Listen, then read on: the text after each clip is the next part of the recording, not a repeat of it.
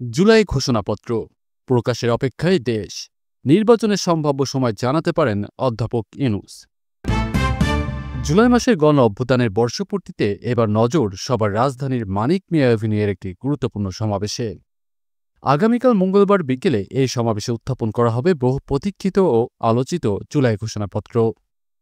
এই ঘোষণাপত্র পাঠ করবেন দেশের আলোচিত রাজনৈতিক ব্যক্তিত্ব এবং প্রধান উপদেষ্টা অধ্যাপক মোহাম্মদ ইউনূস। ঘোষণাপত্রে কি থাকবে এ নিয়ে রাজনৈতিক অঙ্গন থেকে শুরু করে সচেতন নাগরিক সমাজের মাঝেও প্রবল আগ্রহ লক্ষ্য করা যাচ্ছে। সংশ্লিষ্ট সূত্রগুলো জানিয়েছে, এই কর্মসূচিতে শুধু ঘোষণাপত্র নয়, আসন্ন জাতীয় নির্বাচনের একটি সম্ভাব্য সময়সীমাও প্রকাশ করতে পারেন অধ্যাপক ইউনূস।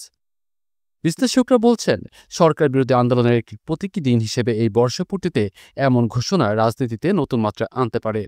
বিশেষ করে বিএনপি, জামায়াতে ইসলামী, এনসিপি, ইসলামী আন্দোলন সহ আরও কয়েকটি দল যারা গত বছর জুলাই গণ অভ্যুত্থান ও নির্বাচন ঘিরে সরব ছিল, তারা এবারও এই সমাবেশকে ঘিরে সক্রিয় রয়েছে।